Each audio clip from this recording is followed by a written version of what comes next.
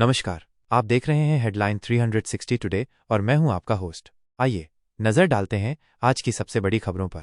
INS तमाल का जलावतरण, भारत की अंतिम विदेशी युद्धपोत की विदाई।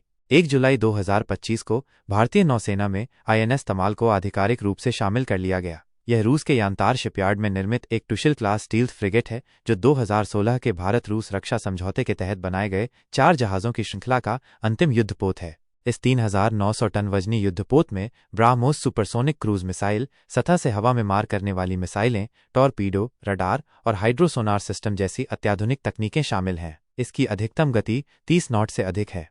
भारतीय रक्षा निर्माण को बढ़ावा देने की दिशा में यह अंतिम विदेशी निर्मित पोत है, क्योंकि अब भविष्य के युद्धपोत स्वदेशी निर्माण के तहत बनेंगे। चीन का ग्रेफाइट ब्लैकआउट बम, नई गैर घातक युद्ध रणनीति का प्रदर्शन।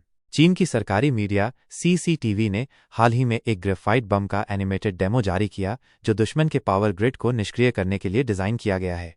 इस बम में 90 उपम्यूनिशन होते हैं, जो हवा में फैलकर कार्बन फाइबर से पूरे क्षेत्र 10,000 वर्ग मीटर में शॉर्ट सर्किट करते हैं। इसकी रेंज 290 किलोमीटर और वजन लगभग 490 किलोग्राम बताया गया है। यह बम केवल पावर सप्लाई को निष्क्रिय करता है, बिना बुनियादी ढांचे को नुकसान पहुंचाए। इसे गैर घातक और ग्रे जोन टैक्टिक्स का हिस्सा माना जा रहा है, विशेषकर ताइवान जैसे रणनीतिक क्षेत्रों में।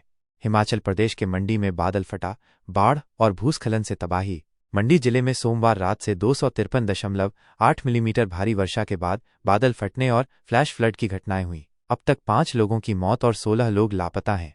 10 घर, 12 गौशालाएं, एक पुल और कई सड़कें क्षतिग्रस्त हो गई हैं। पंडोह डैम से 1.5 लाख क्यूसेक पानी छोड़ा गया है। राज्य आपातकालीन केंद्र के अनुसार मंडी में 233, हमीरपुर में 51 और चंबा में 3 लोगों को सुरक्षित निकाला गया है। कर्नाटक में अचानक हुई मौतों का कोविड वैक्सीन से कोई संबंध नहीं। केंद्र सरकार। कर्नाटक के हसन जिले में हाल ही में अचानक हुई मौतों की जांच के बीच केंद्र सरकार ने स्पष्ट किया है कि इसका कोविड-19 वैक्सीन से कोई संबंध नहीं है। आईसीएमआर और एनसीडीसी द्वारा की गई स्टडी में पाया गया है कि भारत में कोविड वैक्सीन सुरक्षित और प्रभावी हैं और गंभीर दुष्प्रभाव अत्यंत दुर्लभ हैं। दलाई लामा का ऐलान, मृत्यु के बाद भी जारी रहेगा पुनर्जन्म का सिलसिला। तिब्बती धर्मगुरु दलाई लामा ने 2 जुलाई को एक ऐतिहासिक घोषणा की है कि उनके निधन के बाद भी दलाई लामा संस्था जारी रहेगी। उन्होंने ये भी स्पष्ट किया कि उनके पुनर्जन्म को मान्यता देने का अधिकार केवल गेडेन फोड्रैंग ट्रस्ट को है, किसी अन्य को नहीं। संजीव अरोड़ा ने राज्यसभा से दिया इस्तीफा, विधायक बने। आप नेता संजीव अरोड़ा ने लुधियाना वेस्ट सीट से विधानसभा उपचुनाव जीतने के बाद राज्यसभा से इस्तीफा दे दिया है। राज्यसभा सभापति जगदीप धनखड़ ने उनके इस्तीफे को अनुच्छेद 101(3)(b) के तहत स्वीकार किया। भारत की सबसे बड़ी आईपीओ को जबरदस्त प्रतिक्रिया, एचडीबी फाइनेंशियल का शेयर 12% ऊपर। एचडीबी फाइनेंशियल सर्विसेज का आईपीओ भारत का सबसे बड़ा आईपीओ बन गया है, जिसे बम्पर सब्सक्रिप्शन मिला। लिस्टिंग के बाद शेयर 12% ऊपर ट्रेड कर रहा है। तत्काल टिकट नियम में बदलाव से मिला फायदा, खाली सीटें मिलने लगीं।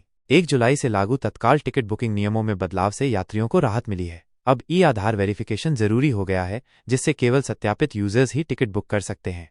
दिल्ली से बिहार, वाराणसी, लखनऊ जाने वाली कई ट्रेनों में सीटें खाली दिख रही हैं। बीजेपी स्टिकर वाली स्कॉर्पियो नशे में घर में घुसी, लड़की समेत 3 फरार। लखनऊ के गोमती नगर के पास बीजेपी स्टिकर लगी स्कॉर्पियो एक घर में जा घुसी। गाड़ी में एक युवती और 3 युवक सवार थे, जो नशे में धुत थे। हादसे में 2 लोग घायल हुए। पुलिस जांच कर रही है।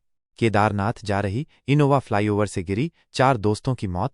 उत्तराखंड के रास्ते में खटीमा पानीपत हाईवे पर तेज रफ्तार इनोवा फ्लाईओवर से गिर गई, जिसमें सवार 5 दोस्तों में से 4 की मौत हो गई और एक की हालत गंभीर है। हादसा मुजफ्फरनगर में हुआ।